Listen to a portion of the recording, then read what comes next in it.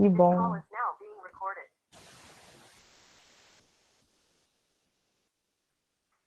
Glória, começou? Pronto, agora eu vou colocar para compartilhar a tela aqui.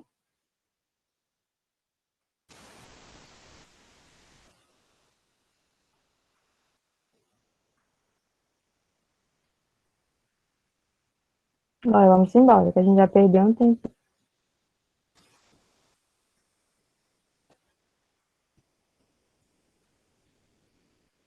Vamos só aguardar aqui o compartilhamento. Já apareceu no celular que eu estou compartilhando. Já estou chegando.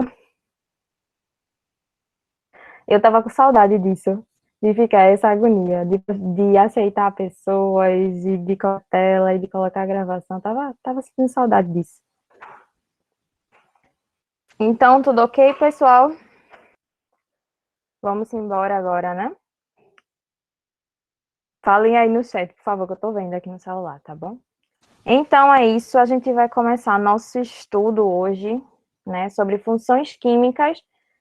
Lembrando, tá? Eu tô falando funções químicas porque a maioria dos livros, eles acabam, né, informando assim, colocando lá no título funções químicas. Mas essas funções que vamos focar hoje, né, vamos dar uma introdução, porque vai ser as próximas aulas de vocês vão estudar uma função por aula, certo? Que são as funções inorgânicas, porque quando a gente fala assim, funções químicas, a gente está englobando toda a química, mas a gente tem funções orgânicas e funções inorgânicas que são bem diferentes, certo? Então, para quem não me conhece, para quem chegou depois da minha apresentação, meu nome é Renata Pereira, tá certo? Sou formada em Química pela Rural, tá bom? Então, o que é que a gente vai estudar hoje? Vamos falar um pouco do que é a função química, vamos falar de eletrólitos e vamos focar nosso estudo nos ácidos. A gente vai estudar tudo de ácidos hoje, certo? Então, o que seria a função química em si, tá? A função química vai ser uma nova categoria. Vocês estão revisando, né, ao longo dessas aulas, desde o início de março, vocês começaram a perceber que existiu e sempre existia a necessidade de categorizar algumas substâncias químicas. Isso os cientistas faziam, né, essas separações de acordo com suas semelhanças e o que elas tinham em comum, né, de acordo com suas propriedades. Então, vocês já aprenderam ligações químicas, né, os elementos químicos que mais conseguem fazer ligação do tipo metálica, do tipo covalente, do tipo ligação iônica. Vocês já viram isso? Isso é um tipo de classificação. Outra classificação foi na questão da tabela periódica, né, que cada um foi sendo colocado naquele local, naquela família, né, período específico de acordo com suas propriedades. E agora a gente vai ver uma nova categoria, que é a questão da função inorgânica, certo? A química inorgânica, ela estuda a questão dos minerais, né? Toda a química associada aos minerais, certo? Essa química, né, todos os elementos químicos e substâncias químicas que estão inseridos nessa classificação, eles vão ter características em comum. E essas características em comum fizeram que essas substâncias elas fossem separadas em 4 categorias principais, né, mais conhecidas, que são ácidos, bases, sais e óxidos, tá? Hoje a gente vai focar nas que tem mais comum entre elas, que é ácidos, bases e sais. Esses 3 têm coisas muito em comuns, tá? Então, por isso que a gente vai focar nesses 3 hoje, nos conceitos, e depois vamos para o ácido, certo? Tá tudo ok aí, gente? Qualquer coisa fala embaixo, tá? Por favor, no chat.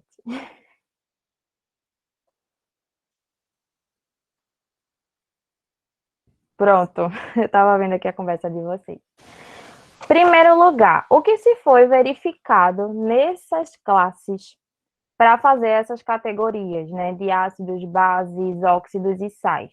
Primeiro lugar, foram se procurar as propriedades funcionais, certo?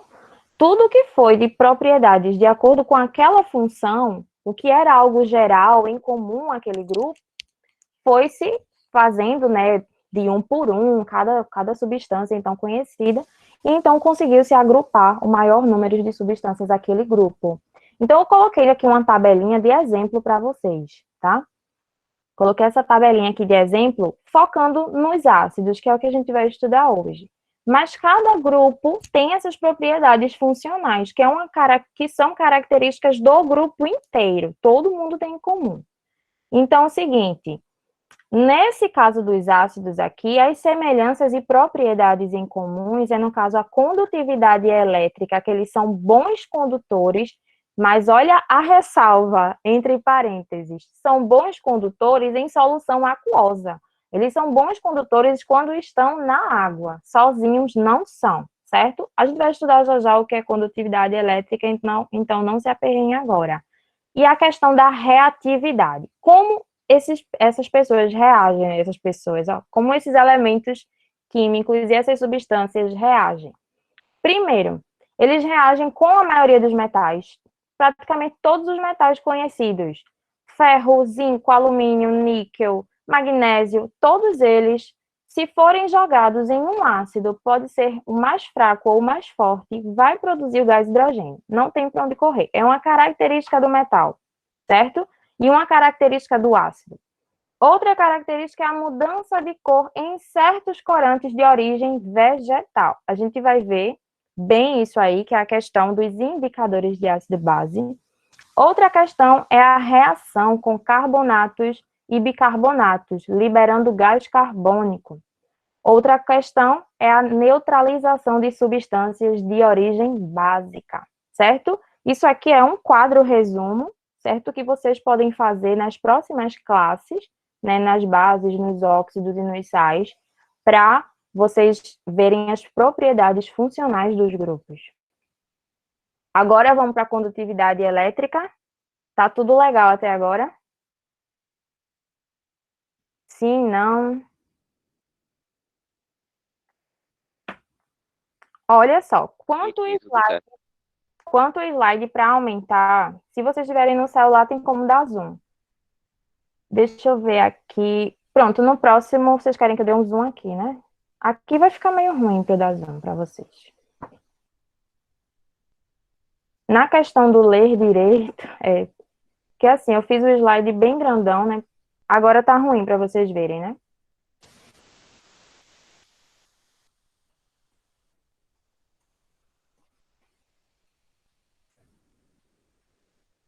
Eu tô no PDF. Tem como colocar em tela cheia no PDF? Eu não sei.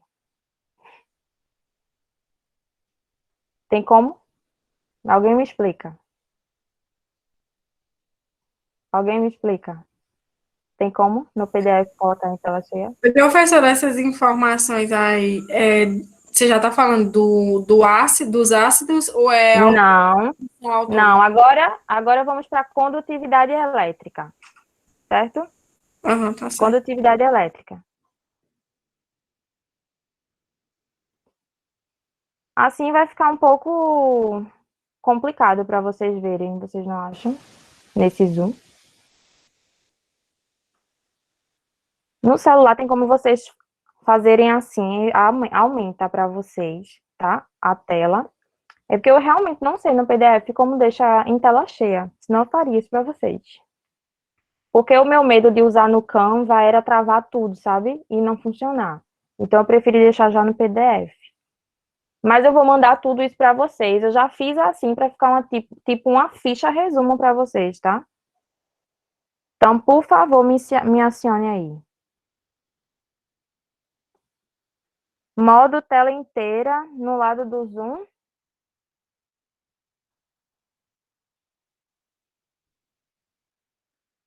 Hum, aqui eu tenho 40, aqui eu tenho as porcentagens. Professora, do Oi. lado onde tem meio que fosse umas folhinhas, do lado onde tem a Ah, essas porcentagem. folhinhas aqui. É, É só clicar aqui. É o último, né?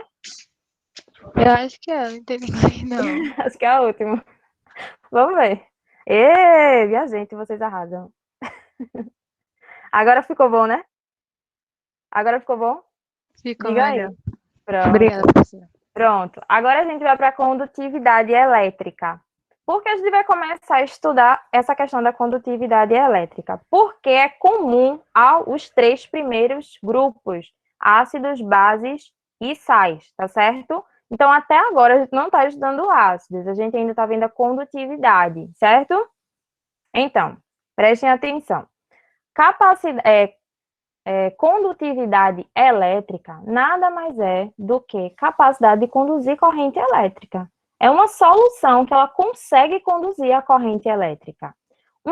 Um experimento, assim, muito simples, que foi feito por Arrhenius, que vai ser um dos cientistas que vamos estudar a definição dele aqui para ácido e base, certo?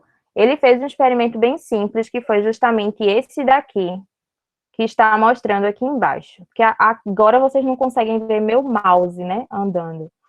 Mas esse experimento aqui de baixo, tá? Percebam que no lado de cá, a gente tem um sistema contendo uma lâmpada, uma bateria, certo? Com um polo negativo e um fio conectado, chegando a um recipiente com um material sólido. Acho que não dá para ver porque a coisa está cobrindo aí para vocês, mas é um material sólido, certo? Professora, é só ocultar, dá certo. É ideal, pessoal. Mas não é nem isso, é outra coisinha aqui. Ó, tá vendo? É isso que tá aparecendo. Tá certo, mas dá para ver bateria em si. Pronto, pronto. Aí tem a bateria e temos dois fios cortados, certo? No qual essas duas pontas cortadas estão conectadas ao recipiente com um sólido, qualquer, um sólido. Percebam que a lâmpada não acendeu, está apagada, certo? Isso se deve à propriedade de que esse sólido não consegue conduzir a eletricidade, né? Não consegue conduzir a corrente elétrica. Mas aqui já temos uma outra imagem ao lado, em que temos o mesmo circuito, só que no líquido, percebam que os fios não estão conectados, mas o líquido é capaz de conduzir a corrente elétrica lá do polo negativo para o outro fio que está chegando na lâmpada. E assim fecha o circuito e permite que a lâmpada acenda, certo? Isso aqui só vai acontecer em determinados materiais e em determinadas condições. Que condições são essas? Muita atenção aqui. Já fiz uma tabela, né, contendo os maus condutores e os bons condutores. Muita atenção. Nos maus condutores, a gente tem os não metais. Todo o grupo dos não metais, lá da tabela periódica, eles são maus condutores de eletricidade. Então, geralmente, eles vão ser usados para isolantes elétricos, certo? Segundo lugar, segundo grupo, que é mau condutor de corrente elétrica, são compostos moleculares, que é a água e o cloreto de hidrogênio, que é um ácido que a gente vai estudar já já. Presta muita atenção nisso, tá? A substância em si, molecular, ela não é capaz de conduzir eletricidade. Essa água aí, quando a gente fala água, não é a água que a gente recebe da Compesa, não é a água mineral. É a água que só contém moléculas de H2O, que é aquela água destilada, certo? Fixa isso aí na mente, tá? Por quê? Porque essa água que a gente bebe, que contém minerais, ela sim pode conduzir eletricidade, porque ela contém impurezas, né? Impurezas que eu digo é outros materiais. E a água da torneira, né, que a gente recebe da Compesa também, conduz eletricidade. Mas a água só com H2O, não. E o cloreto de hidrogênio, que é um ácido. Preste atenção, que também é um composto molecular. Vocês vão entender já já, porque eu estou dizendo preste atenção. Substâncias iônicas sólidas. Muito bom frisar isso, sólidas. Quando a substância iônica é sólida, ela não consegue conduzir a corrente elétrica, certo? Que é o caso do sal de cozinha, né, cloreto de sódio, e o hidróxido de sódio, que é a soda cáustica, certo? Vamos para os bons condutores agora. Os bons condutores. Os metais, acho que vocês viram lá já ligações metálicas, né? E viram o quanto é fácil para aqueles elétrons se movimentarem. Então, tudo que é Condução térmica, condução elétrica para os metais é muito fácil. Então, eles vão ser bons condutores. Substâncias iônicas em solução. Estão percebendo? E em cima tinha substância iônica sólida, não conduz. Mas substância iônica em solução conduz sim, tá? Conduz. Que é o caso dos sais e das bases, que é, no caso, o hidróxido de sódio, cloreto de sódio e sulfato de potássio. A gente tem um monte de erro que eu estava vendo aqui depois eu vou consertar tudo para vocês, tá? Agora, olha para esse desenho aí que eu fiz. Não é que eu fiz, não, que eu peguei da internet. Esse desenho aqui, ele mostra exatamente essa questão de mau condutor e bom condutor. Percebam que aqui em cima a gente tem o composto iônico sólido, contendo íons positivos e íons negativos, que é no caso aqui, ó, o Na+ e o Cl-. Então, percebendo, vamos pensar que isso aqui é um cristal de sal, certo? O cristal de sal, ele está como se fosse neutro. Por que ele está como se fosse neutro? Porque embora tenha cátions e ânions ali unidos e conectados, ele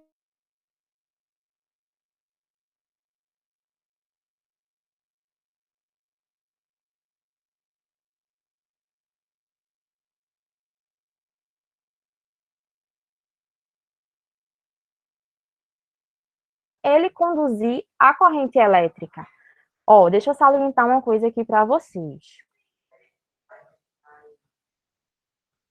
Apareceu alguma coisa aqui. Tá tudo ok, minha gente, a apresentação? Só foi que travou um pouquinho, professora, mas Ah, tá bom. Que medo, porque eu escutei um barulho aqui no notebook, eu pensei que eu tinha saído. Mas aí tá tudo ok, que bom. Então, voltando. Esse composto iônico que está aqui em cima, de cloreto de sódio, certo? Eles estão conectados. Então, não existe mobilidade, eles estão unidos, estão presos. Então, não tem como conduzir eletricidade. Só que tem uma questão. Se vocês forem fazer esse experimento do desenho aqui na escola ou na faculdade, pode ocorrer de vocês testarem o sal sólido e conduzir eletricidade. Por quê? O sal, ele é muito higroscópico, ele retira muito fácil a água do ambiente. Então, se ele já tiver úmido, ele já vai conduzir, tá certo? Então, pode acontecer. Eu já estou dando a justificativa para vocês. professora, no livro que eu tô aqui, dá um exemplo, sabe, de esse primeiro exemplo aí, por exemplo, que tipo não deu certo, né? Ele dá o exemplo da água com açúcar e no segundo que dá certo é a água com sal, né? Que é o cloreto de sódio. Isso. De ionizante, né? Inclusive, eu já fiz com meus alunos esse experimento na escola e a gente já testou com açúcar e acabou acendendo a lâmpada. Por quê? A gente testou com água mineral. Testamos com água mineral. Então, a impureza da água já deu o quê? Aquela questão da transferência iônica, né? Já gerou íons ali naquela solução e fez com que conduzisse a eletricidade. É muito interessante esse experimento, porque quando a gente passa a olhar, né, os vários erros que a gente comete nos materiais, as impurezas que aqueles materiais têm, a gente percebe que essas contaminações podem alterar o resultado. Então, é o seguinte, o que é que nós vamos ter agora, nesse momento? Esse sal cristalino foi posto em um recipiente com água, apenas água, certo? E o que é que aconteceu? Vou colocar agora no próximo slide. Esse não, no próximo, ó. O que é que aconteceu aqui? Eu tenho a separação dos íons, do sódio e do cloro. O que antes estava imóvel, né? Eles agora têm mobilidade. Então, agora eles vão conseguir, né? Conseguir conduzir a eletricidade ali dentro daquele recipiente. Então, primeiro conceito que a gente precisa entender na questão de eletrólitos, tá? Porque quando uma substância, ela conduz corrente elétrica, né, naquele sistema ali que a gente viu, a gente vai chamar de eletrólitos, ok? Existem conceitos dentro dessa condução de eletricidade, né? O que ocorre para poder essas substâncias conduzirem eletricidade? Primeiro, é a dissociação química que pode ocorrer, ou também pode ocorrer uma outra coisa que a gente chama de ionização. E vocês vão entender agora o que é cada uma delas, certo? Primeiro, a dissociação iônica. O quadro aqui, ele está sintetizando um experimento, certo? Que no caso é um experimento. Bom, dá para alterar aqui. É um experimento do sistema água, só H2O, o sal sólido e o sal com a água, certo? Percebam que só a água não acende, ela tem uma má condutividade elétrica. Por que isso? Porque as moléculas elas estão neutras, completamente neutras. O cloreto de sódio, ele não vai acender também por conta dos íons, embora sejam compostos iônicos, os íons não terem mobilidade, eles estão presos entre si. Então, não tem como conduzir, certo? Já o último, que é o cloreto de sódio aquoso, lembrem-se, esse aqui embaixo é aquoso, quer dizer que esse material está dissolvido na água, tá bom? Ela acende, porque tem uma boa condutividade e os íons estão com grande liberdade de movimento. Isso aqui está sintetizando a explicação que eu já dei a vocês, tá certo? Da questão da mobilidade. Como a água ela vai dissolver esse cloreto de sódio, então? Lembrem-se do seguinte, vocês lembram como é a molécula de água, né? Que é H2O. O hidrogênio, ele vai ter uma carga parcial, certo? Uma carga parcial positiva, e o oxigênio ele vai ter uma carga negativa. Por quê? Porque o oxigênio ele vai ter lá na sua estrutura mais elétrons do que o hidrogênio, sobrando. Então, o oxigênio vai ser mais eletronegativo. Então, o que é negativo, vamos lá, opostos se atraem. Então, o que é negativo, ele vai atrair quem? É positivo. Então, essa parte da molécula, né, da água, que é o oxigênio mais eletronegativo, ela vai ter a tendência a se ligar aí à parte positiva, que no caso do sal de cozinha, né, do cloreto de sódio, vai ser o Na+, que é o sódio, certo? Enquanto a parte positiva da molécula da água, né, o polo positivo da água, vai para o cloreto, que é negativo. Então, nesse momento, vai começar a separação desses íons. Vê que bonitinho, né? Vai saindo, vai se separando esse sódio com o cloro, e agora eu vou ter a mobilidade desses dois íons lá na solução, então vai ser possível sim conduzir eletricidade. Então, basicamente, nossa reação vai acontecer o quê? O cloreto de sódio, né, o Na e Cl- sólido, no meio aquoso, na água, vai conter os íons sódio positivos no meio aquoso, separados dos íons cloreto aquoso negativo. Fácil, né, gente? Isso aqui a gente chama de dissociação química. Por que dissociação? Porque os íons já existem lá na solução, né, na substância. Então, meu retículo cristalino, cloreto de sódio, já existe íons positivos e negativos. Mas a água entra como? Para separar. Ela vai fazer a separação desses íons e tornar eles móveis. Por isso que a gente chama de dissociação. Um experimento cairia bem, né? Se a gente tivesse presencial, poderia até ser que a gente fizesse algum. Eu adoro fazer experimento dessas aulas aqui. É muito experimento legal que tem nesse assunto. Muito experimento mesmo. Então, tá entendido, né? Dissociação. Não entendi o quê? Eu vi aqui o não entendi, mas não vi o que era. Dissociação. Vamos lá. Dissociar quer dizer que algo já está lá, mas eu preciso separar. Somente isso. Então, no cloreto de sódio, ó, observa. No cloreto de sódio, nessa primeira imagem aqui, ó, a gente já tem sódio e cloro positivo e negativo lá juntos. Porque vocês sabem, né, que o NaCl, eles se ligam, um doando um elétron e um recebendo um elétron. Aí tem a ligação iônica. Os íons já existem nessa substância, mas estão estáticos, não conseguem se mover. Então, a água ela entra para separar esses íons já existentes. Apenas isso. Ela não muda nada, a água não muda nada, ela só separa. Com que força a água faz isso? Com a força dos elétrons. O sódio tem aquela força de atrair para um lado o sódio, que é positivo, o oxigênio, né, tem essa força, e o hidrogênio tem essa força de atrair o negativo para outra parte. Certo? Deu para entender agora?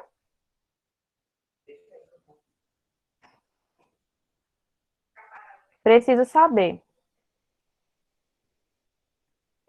Professora, Oi.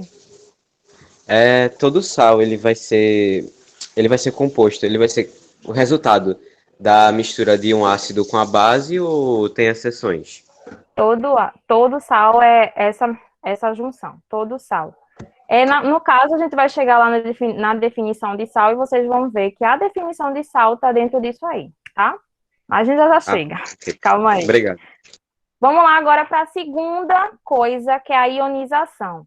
Nem todos os materiais eles já têm íons, nem todas as substâncias já têm os íons lá formados na estrutura, que é capaz, que a água consegue então separar, nem todos. Então agora a água ela vai agir como um ionizador, vamos dizer assim. Ela vai formar uma ionização nessa junção. Então, a ionização é um processo que substâncias moleculares, lembra lá que substâncias moleculares, elas não são condutoras de eletricidade, isso quando elas estão puras, só elas. Quando elas estão associadas à água em meio aquoso, sim, elas vão conseguir conduzir eletricidade por conta da ionização, certo? Então, o que é que vai acontecer? O composto molecular, ele vai interagir com a água, que também é molecular, e assim vai originar íons. Nesse processo de originar íons, a gente vai ter a ionização. Aí aqui tem uma reação bem simples, né, do ácido sulfúrico, aqui, H2SO4, com a água, duas substâncias moleculares, que ao serem juntas, né, ao serem misturadas, vão formar uma solução aquosa, no qual vamos ter íons móveis. E a gente vai entender como ocorre isso agora. Qual o modelo que justifica isso? É meio bizarro a gente pensar que a água vai gerar... A água não conduz eletricidade. Então, como é que ela vai ajudar nesse aspecto? Se ela é uma molécula neutra. Seguinte, tá? Isso. Moleculares, se esse outro molecular for a água, tá? Tem que salientar isso, tá? Um composto molecular, como é o caso do ácido, quando ele for junto, né? Quando ele tiver a junção com água, ele vai ter essa ionização. Não é um composto molecular qualquer com outro composto molecular qualquer, não. Tem que ser um composto molecular, qualquer ácido, com a água, tá bom? Vocês vão entender por que eu estou falando isso. Olha para cá, para essa reação. Aqui eu tenho o HCl, que é o ácido clorídrico. Esse ácido clorídrico, ele contém um hidrogênio lá, que é positivo. Lembra, composto molecular são ligações covalentes, tá? Ligações covalentes, estão compartilhando elétrons. Então, esse hidrogênio está compartilhando elétrons com o cloro, que também está compartilhando um elétron. Só que a água, observem a molécula da água, só está compartilhando 2 elétrons ali com os elétrons do hidrogênio. E a gente tem vários elétrons sobrando no oxigênio. Esses elétrons, né, torna essa parte aqui da molécula da água tão eletronegativa que ela se torna capaz de romper essa ligação aqui covalente entre o hidrogênio com o cloreto, com o cloro. Nesse rompimento dessa ligação, é possível detectar e perceber que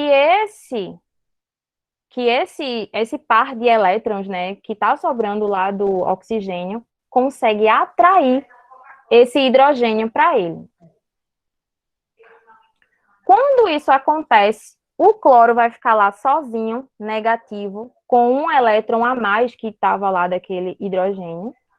E esse hidrogênio vai pegar um gancho, né? Vai pegar uma carona nos hidrogênios sobrando do oxigênio. E aí a gente vai ter uma ionização. Por quê? Vai ser formado o íon que a gente chama de hidrônio, que é o H3O+, ou hidroxônio, certo? H3O+, por quê? Porque eu tenho um próton a mais que o normal aqui. Então, ele se tornou, a água não é mais neutra, se tornou um íon positivo pelo fato de conseguir arrancar esse hidrogênio lá do cloro. Então, se tornou um íon positivo. Enquanto o cloro, que estava lá ligado ao hidrogênio, se tornou um íon negativo. Então, agora eu tenho dois íons, positivo e negativo, na solução, e sim, agora torna-se capaz de realizar a condução da corrente elétrica. É uma viagem, né, gente? Eu vou repetir a reação aqui, mostrar de novo a reação, e tem um resuminho do que acontece. Tem um resumo aqui do que acontece para vocês não se perderem, tá bom? Diz assim, ó, o hidrogênio que antes possuía um próton e um elétron, que é o normal de um hidrogênio, certo? Ele perde esse elétron que ele tinha para quem? Perdeu para quem? Para esse cloro. E ele vai fazer o quê? Para se estabilizar, ele vai se ligar ao oxigênio, se estabilizando com os elétrons disponíveis do oxigênio, ficando então com 2 elétrons e com sua carga positiva. Quando ele fica assim com sua carga positiva, a gente tem essa formação dos íons. Então, não temos mais uma molécula neutra água. E sim o hidrônio.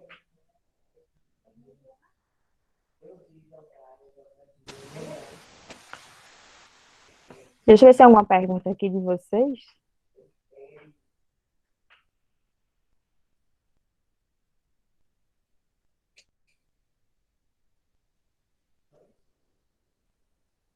Tá tudo ok aí, gente? Falem, por favor, para mim no chat. Pronto, ótimo. Ótimo. É porque eu vi aqui uma mensagem, travou tudo, eu pensei que tinha travado tudo mesmo. Pronto. Então, todo mundo entendeu aqui a questão da ionização e da dissociação? Ótimo. Então, essa questão de ionização nada mais é do que se transformar, ou seja, se tornar, não é transformar. Vai haver uma reação ali naquele meio com a água que vai se transformar em íons, uma coisa que não tinha íons, que era neutro. Enquanto a dissociação já existia os íons, mas eu vou separar esses íons, certo? Agora,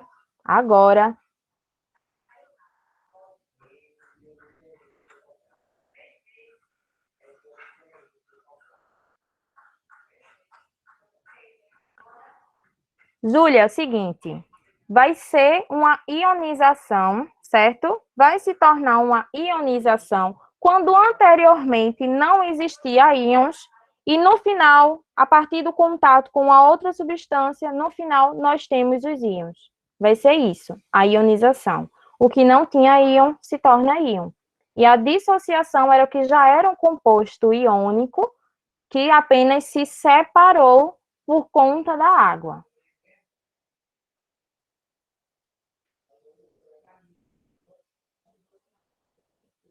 Ok, Júlia. Somara, deu para entender? Agora que eu expliquei de novo.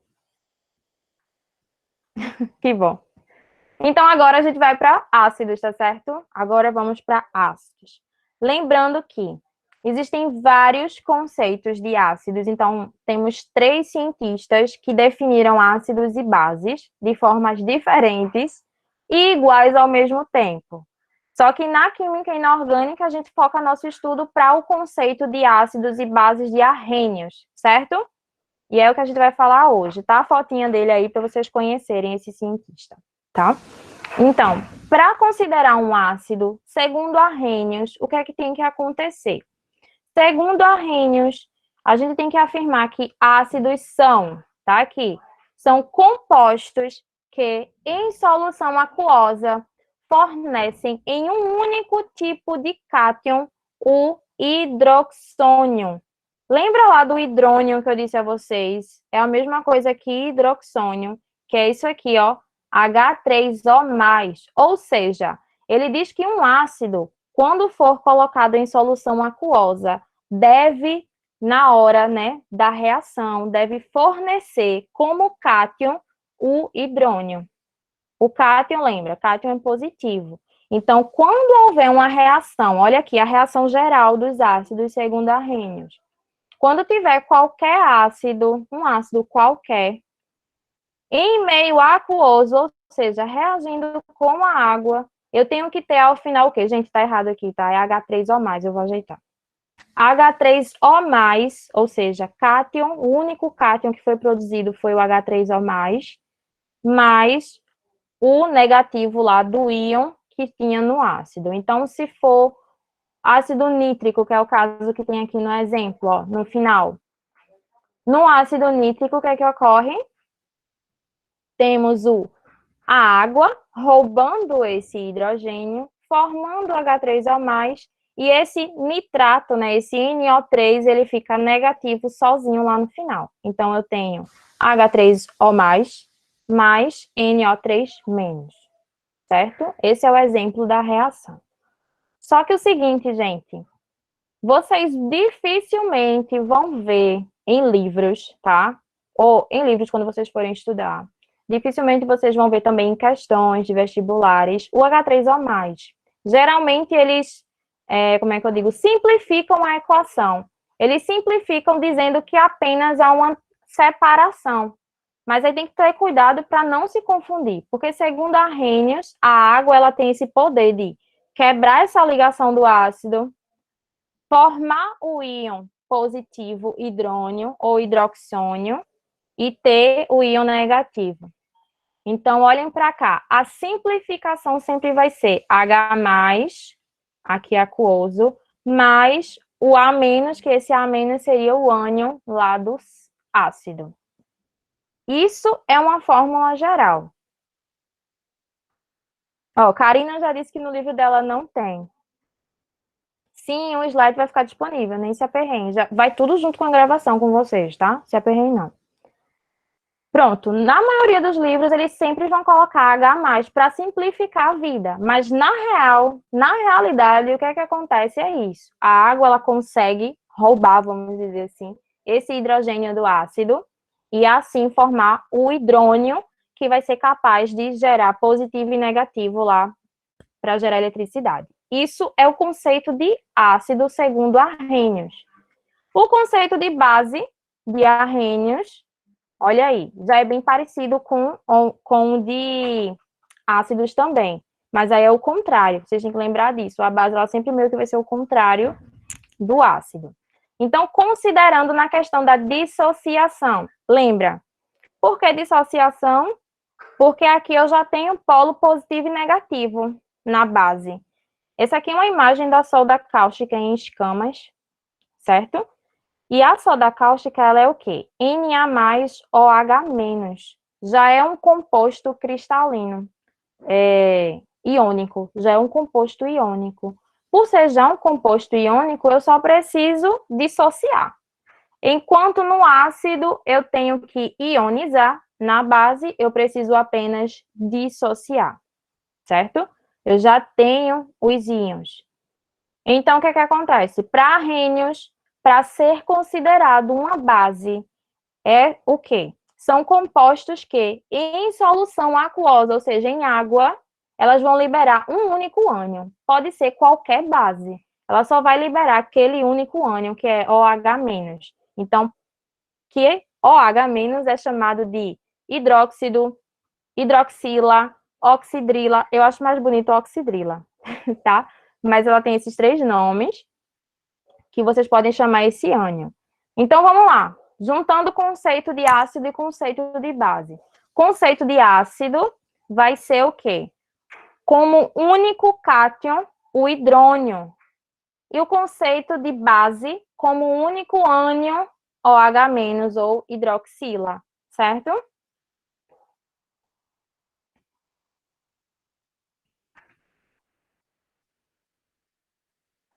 Como se interpreta qual equação? Essa daqui, de cima? Essa Sim. do ácido, né? Pronto, vê. Uhum. Esse HA, certo? É como se fosse um X. Quando a gente quer representar um número qualquer, a gente não chama de X. Essa equação, ela generalizou todos os ácidos. Olha o seguinte, tem HA. Esse A pode ser qualquer ânion da tabela de ânions, da tabela que a gente tem lá, a tabela de ânions. Pode ser qualquer um. Mas sempre vai ter que ter algum H para poder a gente identificar que é um ácido. Por que tem que ter algum H? Porque ao reagir com água, a água ela vai conseguir arrancar esse H da molécula, certo? E formar o íon hidrônio. Então, essa primeira equação aí, ela está mostrando uma equação genérica, uma equação qualquer, um ácido qualquer. Aí, na última, no lugar do A, a gente tem NO3. Certo? Deu para entender? Entendi. Essa de cima é só uma comparação geral. Então, aí a gente vai exemplificando. Aí, no caso, essa última aí, a gente já tem um exemplo, que é o nitrato, né? Que é o HNO3. Eu coloquei simplificada, mas aqui no final seria simplesmente H3O mais NO3 menos. Essa seria a reação. É uma reação geral. Eu sei que confunde muito isso, mas eu tinha que colocar, porque é questão teórica, né? Então, no caso das bases, deu para entender o que é base? Base vai ser aquele composto que em uma solução aquosa sempre vai liberar como ânion ou H-, certo? Pronto. Esse processo de dissociação vai fazer com que a gente tenha polo positivo e negativo fluindo na solução, e assim também vai conseguir conduzir a eletricidade. Então, bases também são eletrólitos. Bases vocês vão estudar na terça-feira que vem, bem direitinho, tá?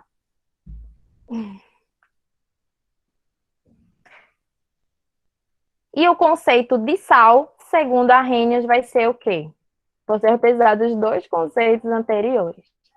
Segundo Arrhenius, o conceito de sal, ele também considera a dissociação iônica, porque já contém íons naquela estrutura, certo? Ele diz o seguinte, que para ser um sal, eu tenho que ter compostos iônicos que seja pelo menos um cátion que veio de uma base e um ânion que veio de um ácido. Então, quando a gente mistura um ácido e uma base, obrigatoriamente a gente vai ter a desidratação, ou seja, a saída da molécula de água, juntamente reagindo, formando um sal, qualquer sal. Por quê? Vai vir um cátion proveniente da base e um ânion proveniente do ácido. Vocês, quando forem ver sal, vão ver que isso é super... dá para entender. Agora fica uma coisa assim, o que é que você está falando? Mas vocês vão entender bem direitinho quando for estudar o sal em si.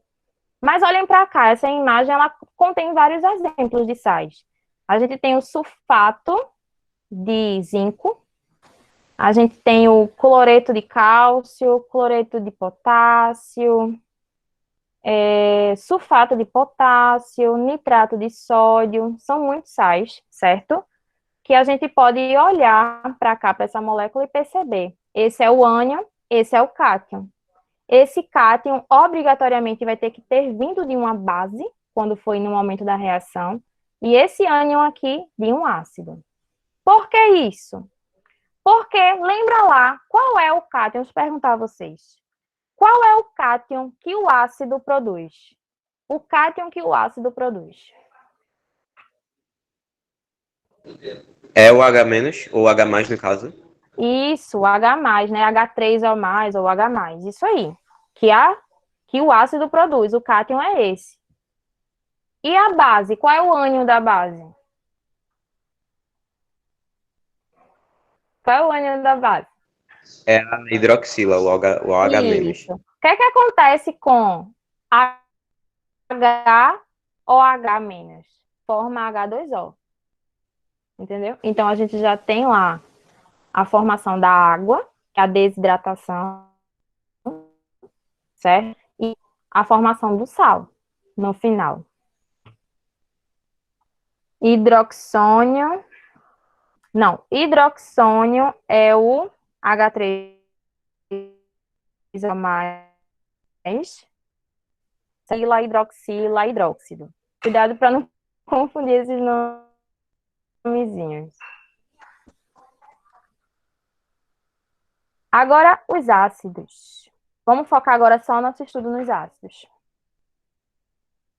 Propriedades desses indivíduos. Deixa eu beber uma água aqui que eu já estou com sede. Quais são as propriedades assim, gerais, comuns a todos os ácidos? A gente já viu lá no comecinho, no primeiro, acho que terceiro slide a gente viu. E agora a gente vai conversar sobre cada situação dessa, tá? A primeira é que concluímos que eles conseguem ser eletrólitos. O fato deles serem eletrólitos é o que? Ter a propriedade. Só acontece em que momento? Quando eles sofrem em água. Fora isso, eles não conseguem, certo? Segundo lugar, a gente já viu como essa reação acontece lá na ionização.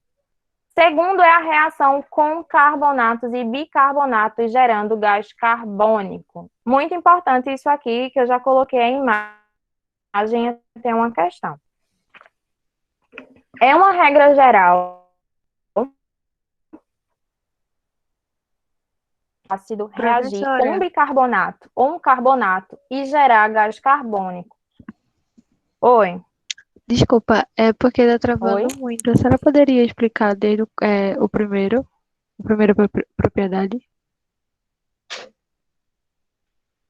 Vamos lá. Primeira propriedade. É porque deu uma oscilada aqui na minha internet, agora que eu vi. Vamos lá. Primeira propriedade, né, fala que eles são eletrólitos. Lembra que eletrólitos são materiais, né, substâncias que conseguem conduzir eletricidade. São líquidos que conduzem eletricidade. E isso a gente tem que ter em mente que o único fato, né, a única coisa que propicia, né, que nos dá a condição de saber que isso acontece é quando eles estão em meio aquoso. Por quê? Porque sofreram a ionização em água. Aquela ionização lá de formação do hidrônio que a gente já estudou, certo? É isso que acontece com o ácido. Ele só consegue conduzir eletricidade diante do meio aquoso porque sofreu uma ionização. Segundo lugar, reagem com carbonatos e bicarbonatos. Isso é uma coisa geral e a gente já tem que ter memorizado, tá? Sempre vai produzir gás carbônico, sempre. Então, a gente tem aqui uma questãozinha que teve no Enem, há um tempo atrás. Claro que não só tinha isso na questão, tinha um texto enorme e tal, né, para confundir a pessoa. Aí, no final, tinha essa questão aqui, que era para a gente marcar a reação que exemplificava essa situação, a equação química.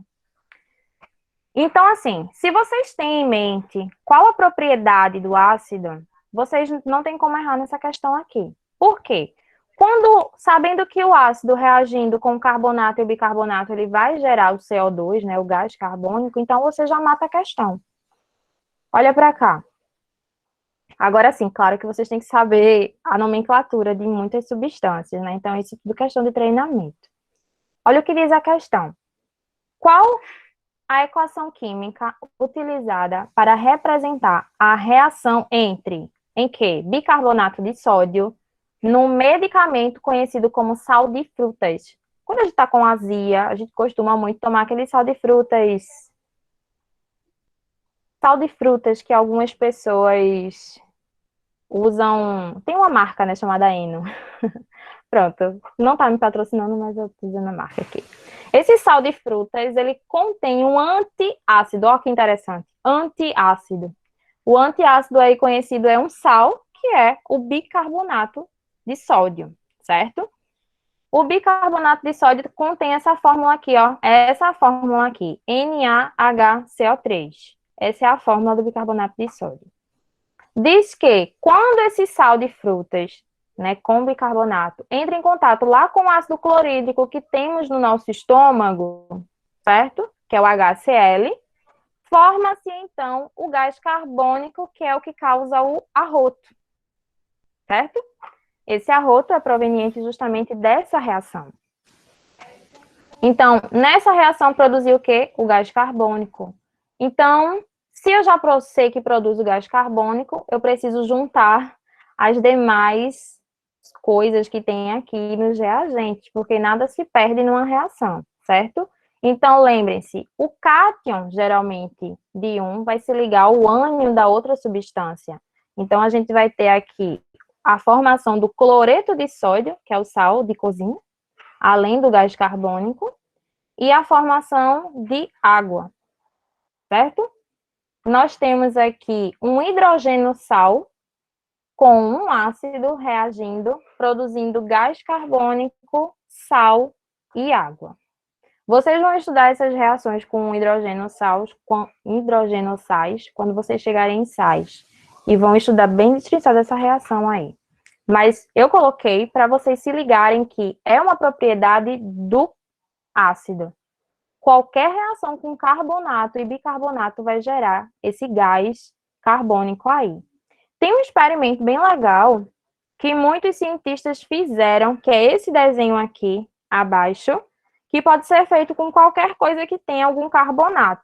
Nesse caso aqui da imagem, eles utilizaram casca de ovo dentro do vinagre, certo?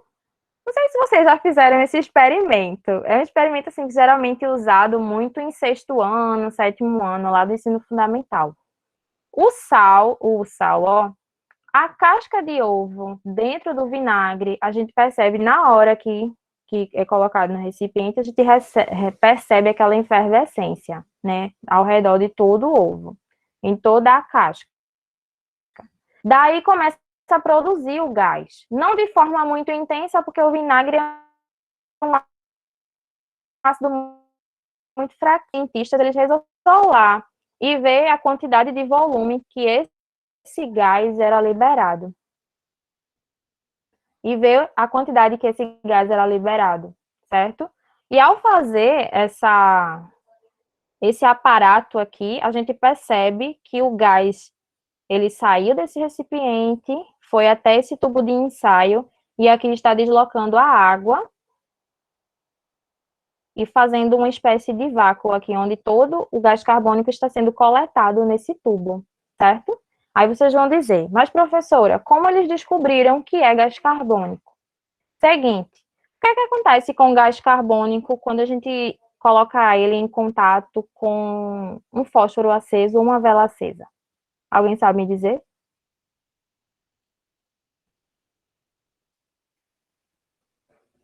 Gás carbônico com a vela acesa.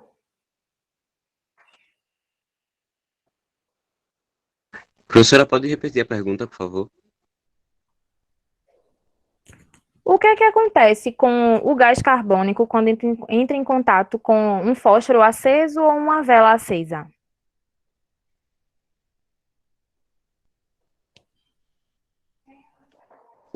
Ah, não, pera. Eu acho que eu tô confundida. E aí? Bora, gente, pensa. Eu não sei, Experimento mas... da vela, bora. Experimento da vela que levanta a água. Quando a gente pega um copo, né, com recipiente com água, coloca a vela acesa, depois cobre o copo, cobre a vela com um copo. O que é que acontece ao longo do tempo? A vela lá se apaga. Por quê? Porque todo o oxigênio dentro daquele copo, ele foi consumido. Então, o gás carbônico, ele apaga o fogo, certo? Então, eles descobriram que era o gás carbônico depois do contato com o fogo nesse gás e percebeu que ele não era inflamável, pelo contrário, ele apagava o fogo. Aí foi que se descobriu, tá? Foi assim que eles descobriram que os carbonatos e bicarbonatos reagindo com ácidos formavam o gás carbônico, certo? Porque até então não se sabia essa questão das equações químicas. Então, eles saíam fazendo experimentos para testar os produtos das reações, certo? Deu para entender isso aí? É bem legal. Da mesma forma, eles fizeram para descobrir o oxigênio, que era produzido a partir da decomposição da água, descobriram que alimentava a chama, descobriram aquele gás lá do metal. Quando o metal é posto no ácido, libera um gás. Eles queriam saber qual era. Quando colocou a chama, houve um uma pequena explosãozinha. Descobriram que era o gás hidrogênio. Então, é assim que eles costumavam descobrir, né? Porque ainda não existia as reações em si prontinhas. Agora a gente já tem as reações e a gente agora começa a memorizar, né? Tudo que acontece de propriedades desses materiais. Então, terceiro, e não menos importante, né? É super importante isso aqui, que geralmente é o que mais cai, que é a questão de determinadas cores diferentes nos indicadores. Gente, o que é um indicador? Um indicador vai indicar alguma coisa para a gente, né? Vai mostrar algo para a gente. E no caso dos ácidos, eles vão se comportar de uma forma em determinados indicadores. O indicador ele é sempre uma substância orgânica, sempre uma substância orgânica de origem vegetal. Pode ser chá de repolho roxo, chá de hibisco, pode ser uma mistura de indicadores. Aí eu coloquei 3 exemplos, que é os mais conhecidos, que é o papel de indicador universal, que é esse aqui de cima, a fenolftaleína e o papel tornasol. Tem vários indicadores, certo? O ácido, ele vai ter um comportamento específico em cada indicador desse. Exemplos, tá? No caso da fenolftaleína, os ácidos sempre vão ter a coloração esbranquiçada para transparente, né? Para incolor, dependendo da concentração que a fenolftaleína esteja. No caso do indicador universal, que é uma mistura de indicadores, a gente tem que verificar a cor da fitinha e comparar com a tabela que tem na caixa, para saber qual o pH. E o papel tornasol, na presença do ácido, ele fica vermelho, e na presença da base, ele fica azul. Detalhe, para que é usado isso aqui? Para o confronto ácido e base, certo? Na hora que a gente vai confrontar o ácido com a base na formação do sal, a gente precisa saber do pH. Porque isso aqui rege um monte de reações químicas no nosso cotidiano.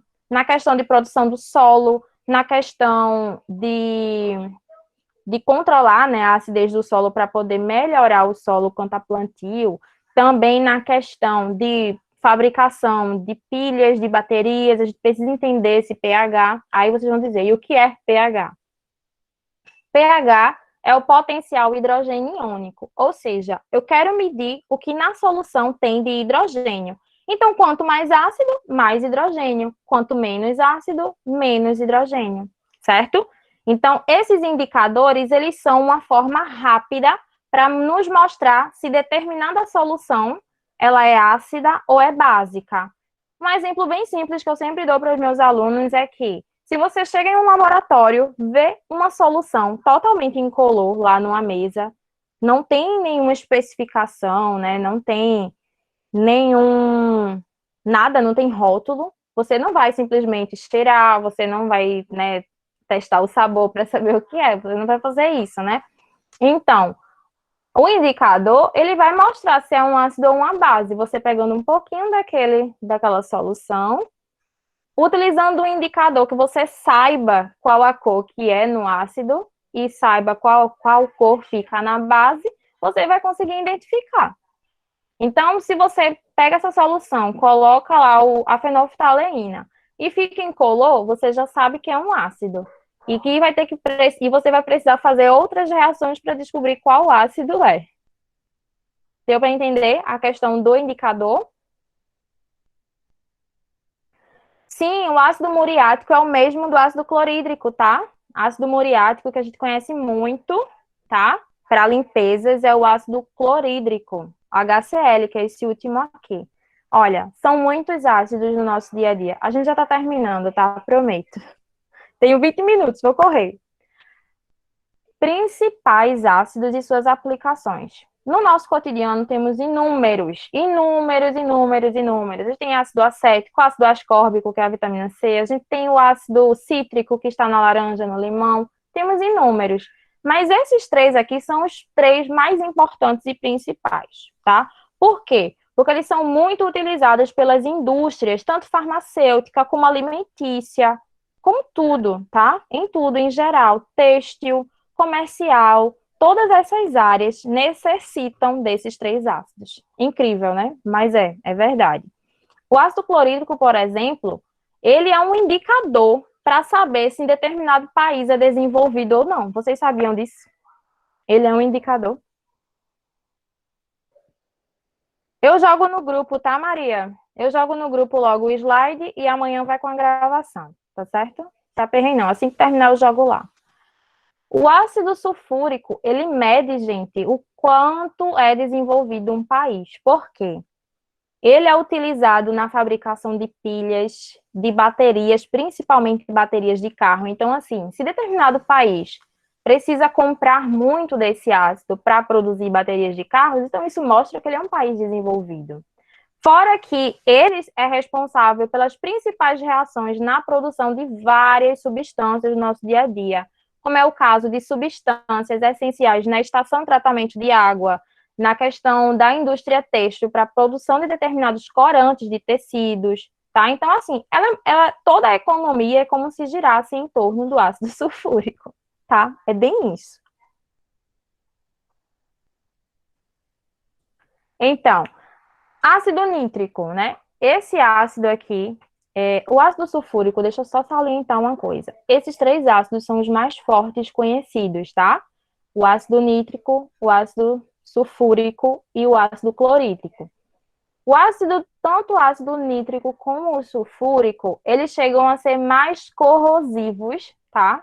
Em questão de superfícies, de pele e tal, do que o ácido clorídrico. E também o nítrico, ele chega a ser mais nocivo quanto à respiração, porque ele é muito volátil, então ele acaba sendo irritante para as mucosas, certo? Uma coisa aqui, ó, deixa eu olhar aqui na minha fila, porque tem uma lista gigante desse ácido nítrico e do ácido sulfúrico.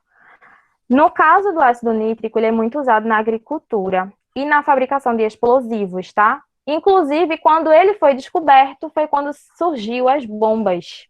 Bombas atômicas. Essas bombas, elas foram desenvolvidas graças ao descobrimento desse ácido, tá? A questão do solo é que a partir dele, existe a reação dos nitratos, né, para a fabricação dos nitratos, e os nitratos são essenciais para a reposição de nutrientes para o solo, o que ajuda no desenvolvimento da agricultura, certo? Quando às vezes o solo é pobre, então é necessário adicionar o nitrato que vem a partir do ácido nítrico, certo? Já o ácido clorídrico, a gente tem como funções principais, tá? A questão do ácido muriático, que ele é muito utilizado em limpeza de pisos e cerâmicas, como também ele altera a coloração lá do cimento. Quando o cimento, aquele piso de cimento está com uma coloração muito diferente do que era normal, o ácido clorídrico ele consegue agir fazendo essa limpeza, que no caso é o ácido muriático, que a gente conhece, tá? No nosso dia a dia. E outra função importante dele, sabe onde é? Dentro do nosso corpo. É um dos componentes principais responsáveis pela digestão da carne, da proteína, dentro do nosso estômago. Sem esse ácido, não seria possível a digestão de carne, a gente não conseguiria digerir carne.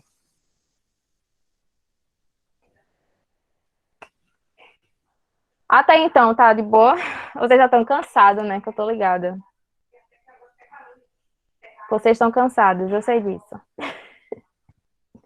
Foi muito tempo já, né, de aula, mas a gente já está acabando. Agora a gente vai ver a classificação, tá? Os ácidos, eles são classificados em três coisas, tá? A gente consegue classificar ele de acordo com três funções, três partes dele. Primeiro, a presença ou não de oxigênio. A gente olha a estrutura lá da fórmula, se a gente vê oxigênio ou não vê oxigênio, isso já é uma forma de classificar o ácido. A segunda forma é o número de átomos de hidrogênios que conseguem ser ionizáveis. Lembra lá que a água, ela rouba o hidrogênio do ácido. Então, a quantidade de hidrogênios que conseguem ser atraídos pela água também vai me definir uma classificação do ácido. E o terceiro e último é o grau de ionização. Isso aí diz o quê? Diz a força do ácido. Dependendo dessa porcentagem do grau de ionização, vai me dizer se o ácido é fraco, forte ou moderado.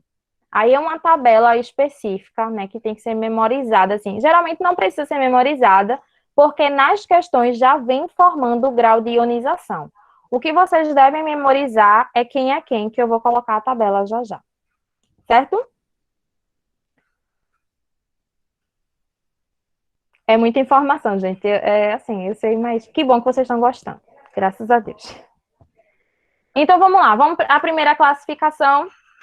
Presença ou não de oxigênio. Então, no caso da presença ou não do oxigênio, a gente vai classificá-lo entre hidrácidos, quando não tem oxigênio, e oxiácidos, quando tem oxigênio. Então, aqui eu já coloquei alguns exemplos para vocês perceberem a diferença. Quem tem oxigênio, quem não tem oxigênio, certo? No caso dos hidrácidos, ou seja, nos ácidos que não têm oxigênio, todos os hidrogênios vão ser ionizáveis, ou seja, a água vai conseguir arrancar, quebrar a ligação de todos os hidrogênios. Então, aqui nessa tabelinha que vocês estão vendo, 4 ácidos, aqui nesse ácido sulfídrico tem H2S, esse segundo aqui, não sei se vocês estão conseguindo ver, certo?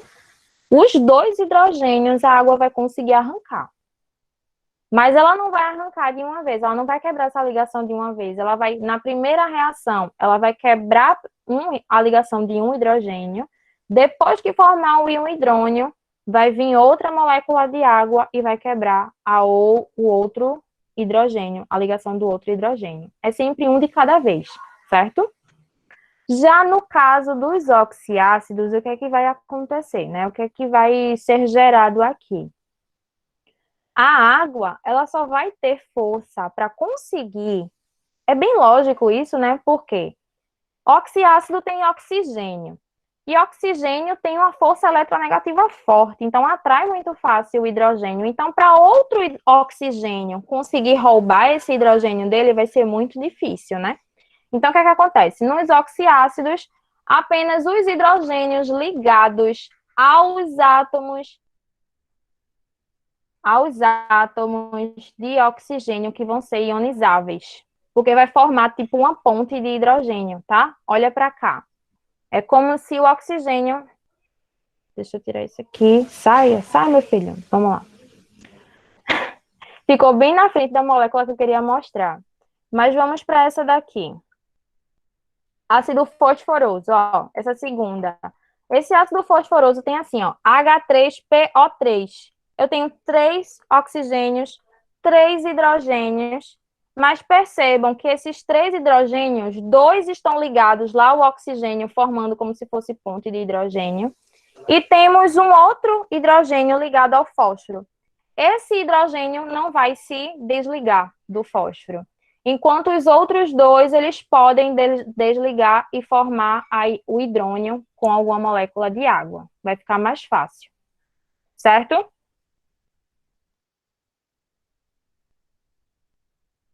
Agora aqui que apareceu. No caso do ácido fosfórico, que tem a mesma coisa, H3, mas tem 4 oxigênios, cada 3 oxigênios aí estão ligados a hidrogênios diferentes. Estão vendo? Todos esses hidrogênios vão conseguir ser arrancados. Já no fosforoso, apenas 2. E no hipofosforoso, que tem 3 hidrogênios também, mas apenas um ligado ao oxigênio, é que vai conseguir ser ionizável, né? Vai conseguir ser formado um íon com ele. Isso nos oxiácidos. Para os hidráxidos é muito mais fácil, né? Para os hidráxidos é muito mais fácil, porque todos serão, né, formados em íons. E agora na questão da força dos ácidos. A força vai dizer, né, qual é o ácido mais forte, qual é o ácido mais fraco ou qual é o moderado. E isso vai ser designado para a gente com o grau de ionização, que é a letra grega alfa, tá? Essa letra grega alfa aqui é que vai dizer para a gente a força do ácido.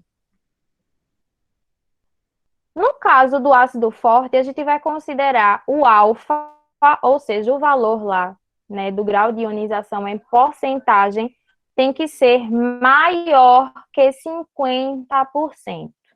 Tem que ser acima de 50%.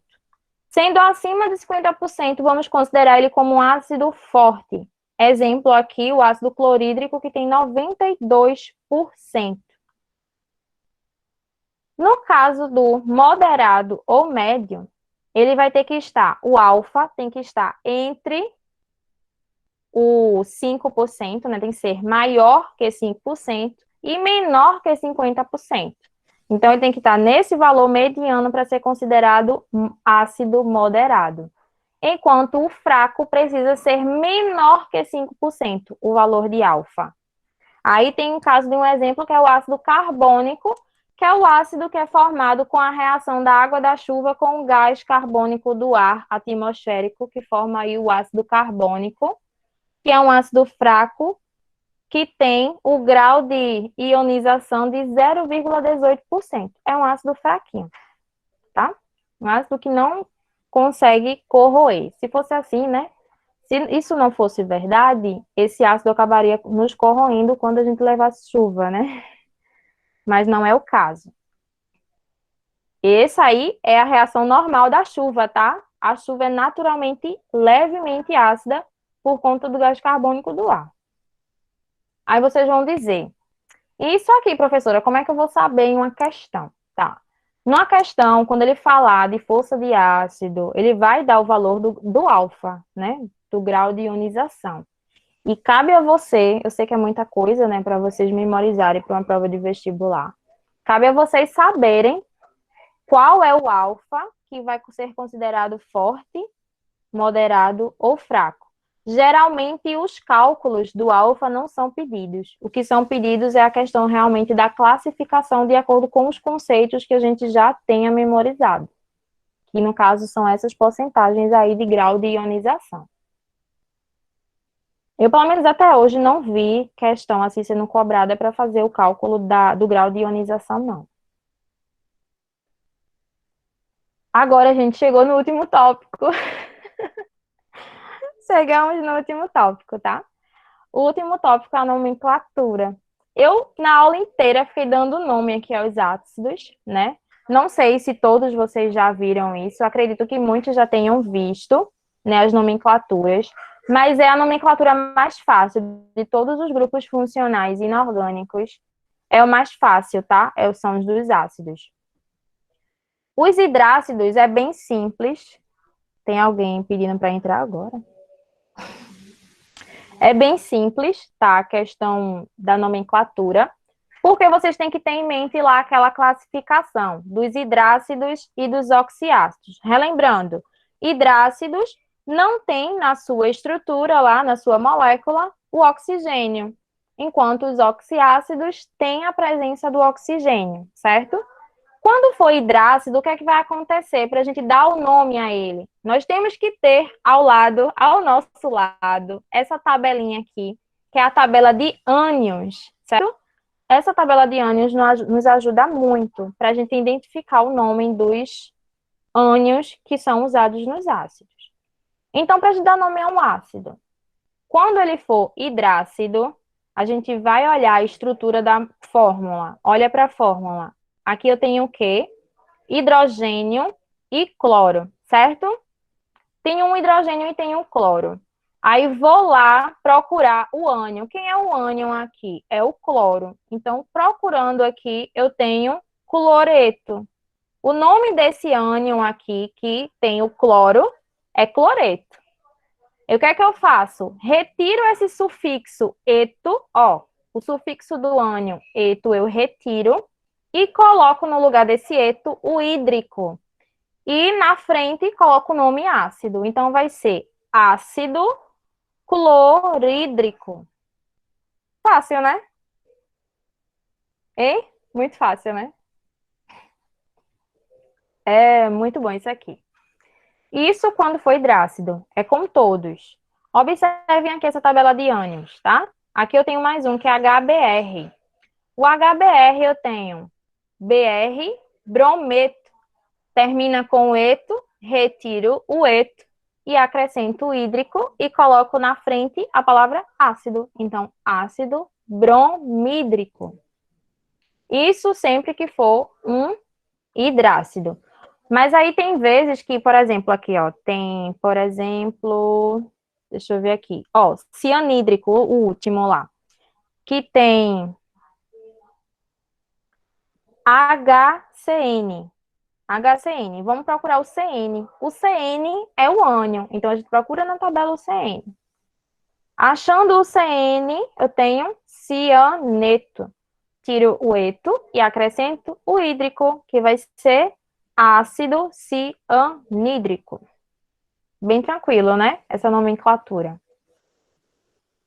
Já no caso dos oxiácidos, eu vou ajeitar aqui também, ó. Aqui eu coloquei ico 2 vezes, é ico e oso, tá?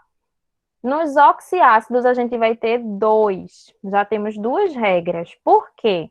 Existem alguns ânions que terminam em ato e outros ânions terminam em ito.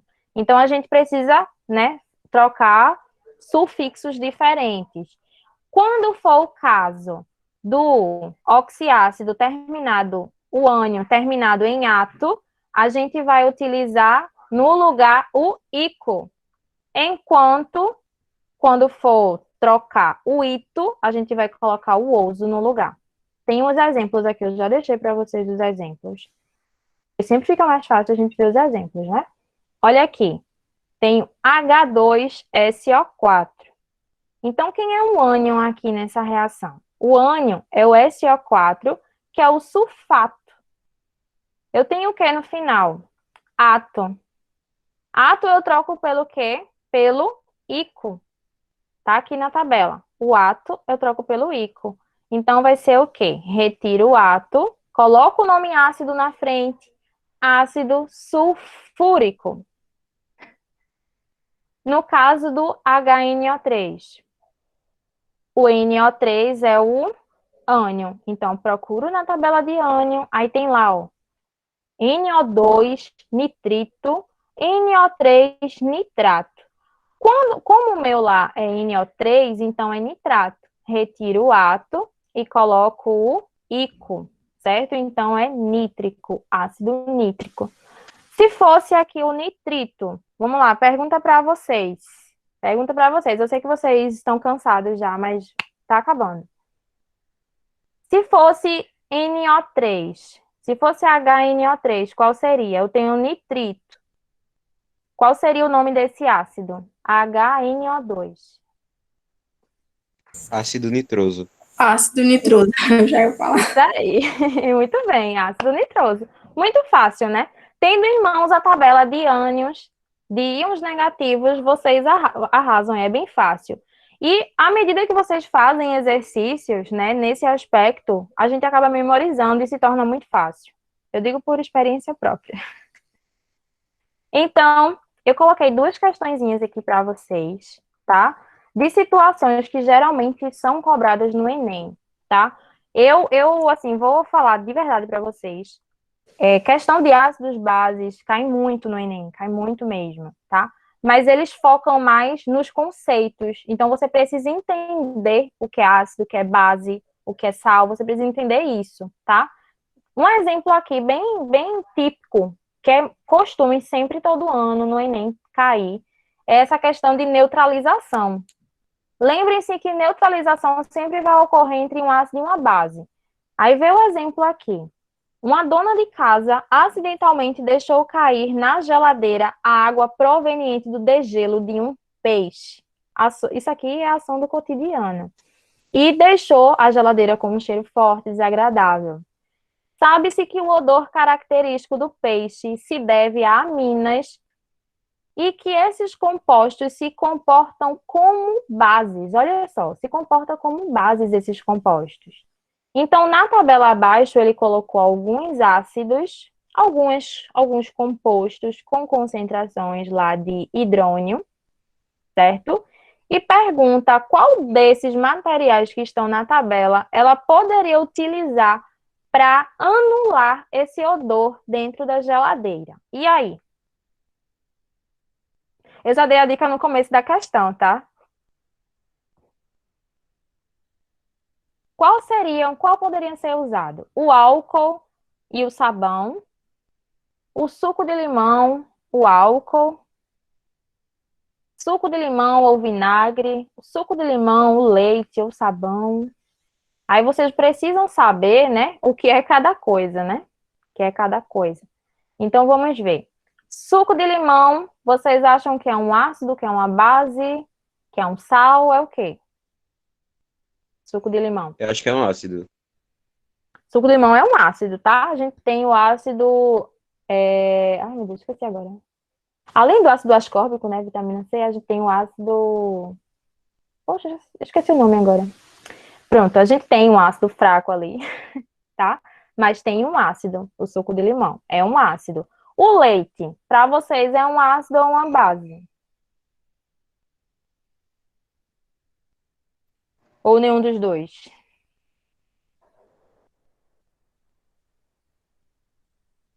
Base. Depende muito, tá, gente? Esse leite, ele às vezes tem realmente, maioria das vezes, ele tem um caráter básico. A maioria das vezes tem um caráter básico. Quando ele está acidificado, quando ele vem a ser acidificado, o problema é que ele já está naquele processo de decomposição. Aí ele fica acidificado, certo? Mas o caráter geralmente do leite é básico. O álcool geralmente é uma substância orgânica, certo? Que tenha um caráter, não tem caráter ácido, não é um caráter ácido. O sabão, vocês acham que tem um caráter ácido ou básico? Sabão.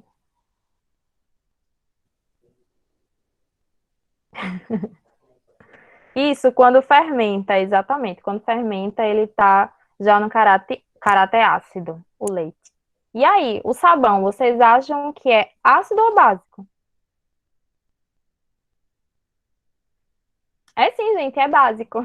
A maioria dos sabonetes e sabões em pó, sabão em barra, todos eles são básicos. Aí tem aquele sabão neutro, né? E sabonete neutro, que a maioria das pessoas que tem alergia a essa soda cáustica que tem no sabão, eles precisam utilizar o neutro, certo? Muito bem. Carbonato de sódio. E aí, carbonato de sódio é o quê? Acho que eu falei para vocês hoje na apresentação. Um sal? Isso é um sal. Carbonato de sódio é um sal. Então, a gente agora já sabe o que é cada coisa. Sabendo o que é cada coisa, qual desses materiais poderiam ser utilizados para anular o cheiro, o odor do peixe da geladeira? Letra C, professora.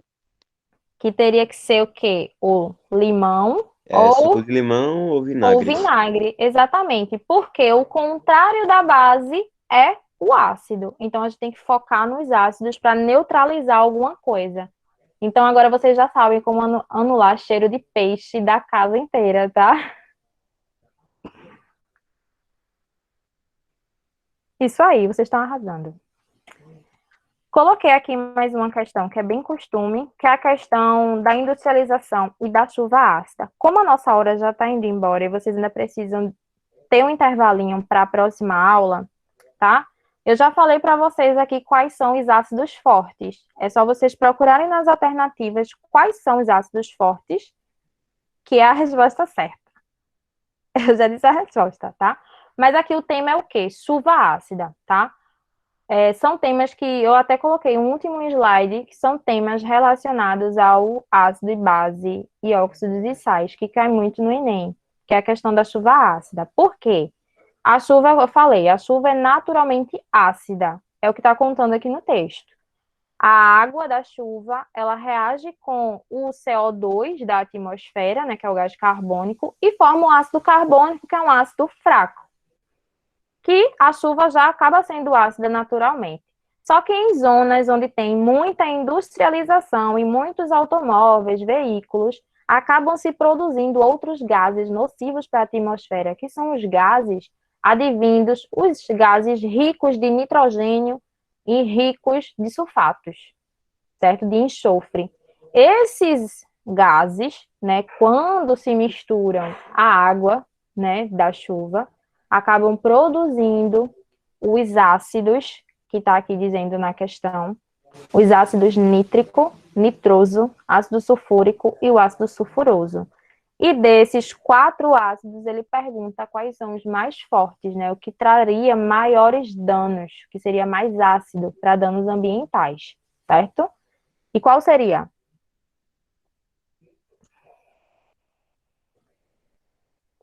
Karina disse que já vai usar a dica de neutralizar o cheiro do peixe. E aí, gente, qual seria os ácidos mais fortes desses 4 citados?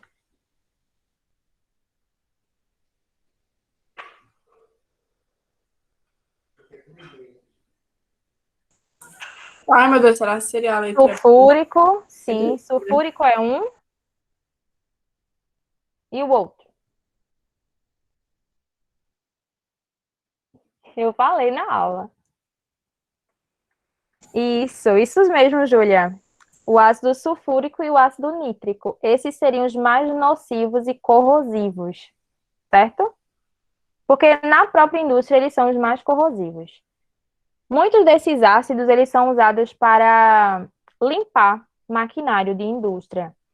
E alguns maquinários acabam se corroendo, né, por conta da limpeza com esses ácidos. Aí hoje em dia tem se buscado outros materiais de limpeza, né, menos nocivo para os maquinários.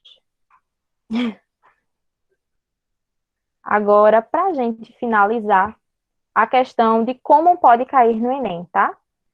Como essa questão de ácido base é algo de muito do nosso cotidiano, além de cair daquela forma, né, da questão da cozinha, né, que tem muita reação química na cozinha, também pode ser um tema vinculado lá no Enem, que é a questão da digestão ou má digestão, que foi o que a gente viu lá naquela questão do antiácido com o ácido clorídrico do estômago, certo? Na questão de azia e má digestão. E no processo digestivo, a gente tem a presença de ácidos e de alguns sais, que são essenciais para o funcionamento. Então, em biologia, é bem comum vocês verem isso no sistema digestório, a produção dessas substâncias, que ajudam a neutralizar ou que ajudam a acidificar para conseguir digerir alguma proteína. Outro tema também muito importante é a questão da chuva ácida. Até coloquei uma imagem aqui de uma floresta, né, atingida pela chuva ácida. Ela foi totalmente destruída por conta da acidez da água da chuva, que corroeu todas as folhas e aí matou toda uma floresta. Como é um problema ambiental e problemas ambientais sempre estão em alta, né, no Enem, eles gostam de cobrar muito. Também é um tema vinculado a esse conteúdo que pode cair. A questão da dieta também em relação à ingestão de vitaminas. Porque, para quem não sabe, a nossa vitamina C ela é um ácido, né, que é o ácido ascórbico, e ela é muito essencial para o funcionamento de diversas células do nosso organismo. E também a questão do solo, tá, gente? Aqui tem até um esquema, né, que geralmente os agrônomos utilizam para medir o pH do solo. E nessa utilização, né, do pH do solo, eles conseguem determinar o que deve ser inserido naquele solo para melhorar e o que pode ser plantado ou não de acordo com o potencial de hidrogênio que tem ali, tá? Então, é esses temas, assim, que geralmente são bem abordados e vinculados a esses assuntos. O bom é que a gente não estuda química de forma aleatória. A química, ela tem um sentido para tudo e tem uma importância para tudo. Isso é muito legal. Tá bom, gente? E é isso. Para quem tiver interesse, né, de saber os livros que eu utilizei aqui para fazer essa apresentação e esses conceitos para vocês, pode falar comigo lá no privado, eu estou no grupo, que eu mando a foto dos livros, tá certo? Para ver se vocês têm ou se vocês conseguem. Obrigado por terem tolerado aqui essa pessoa a falar quase 2 horas, né? Tiverem alguma dúvida, podem falar lá no grupo, tá? Eu vou deixar vocês descansar, porque vocês têm outra aula. Mas o slide eu vou colocar lá já já, tá bom? Tchau, professora. Boa aula, viu? Tchau, gente. Obrigada, gente. Tchau. Até daqui a 2 meses. Tchau.